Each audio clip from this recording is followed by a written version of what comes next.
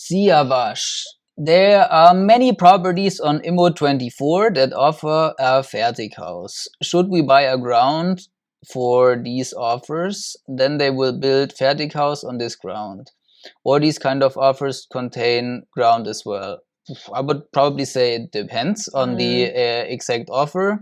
And I think there was some Fertighaus question earlier.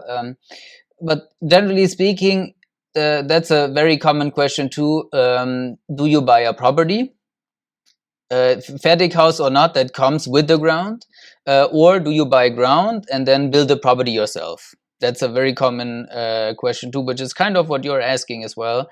And this again probably depends on the location, because if you're saying here in Munich that you can buy if you have the money here in Munich or in any other A location or suburb, then you can certainly buy a house, a pre-built house. Yeah. Or that someone else a property developer will build for you, like the ones that we have on the German real estate marketplace. You could buy one of these properties in real life, I mean. And can you buy ground even if you find someone who builds a property for you on this ground in an A location? Probably not, or it will be super massive expensive. So this is, I don't think that this is mainly a what do you want question.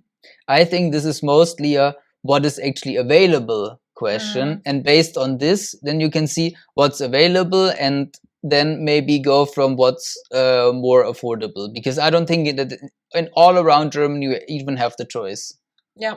And also, let's get the example again. Munich, if you're buying just ground, make sure what cities can grow quick. Okay, Munich, for example, has all this stupid restrictions. Even if you want to expand a little bit, you have to go through the city, you have to get approved this, that. So this is, I mean, even if you buy ground, it will take probably some time till it reaches there. Everything is super long prepared here in Germany, so it will take time and time and time.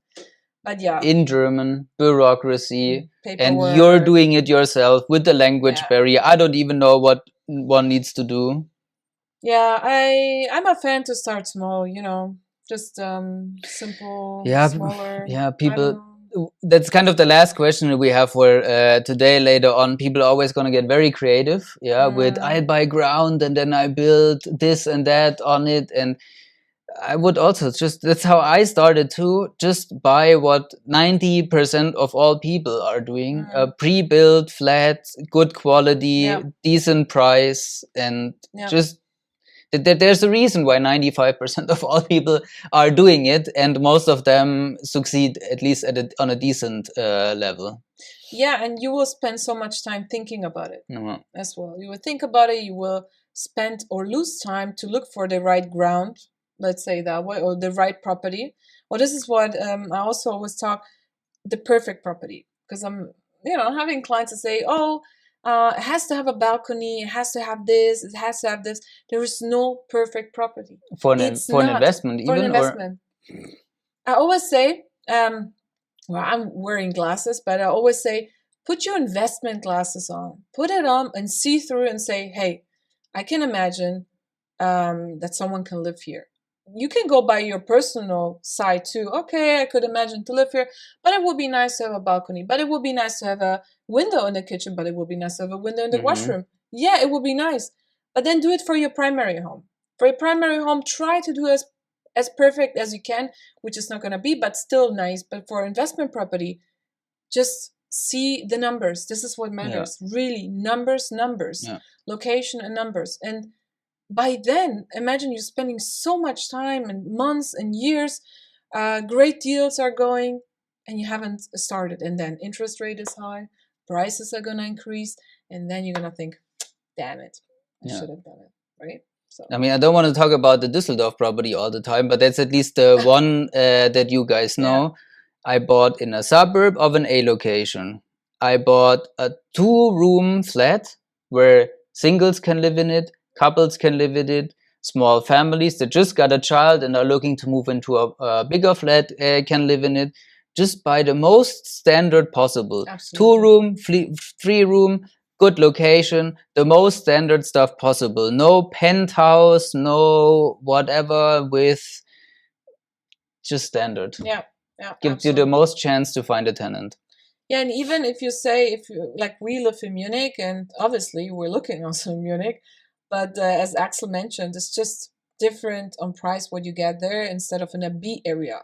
Like B areas, we talk about cities around these bigger cities. So what I was gonna say is that sometimes it's not the right property here in Munich. We can, like, it doesn't make sense, right? And then you just have to go a little bit outside of Munich, outside of Stuttgart, outside of whatever, Berlin.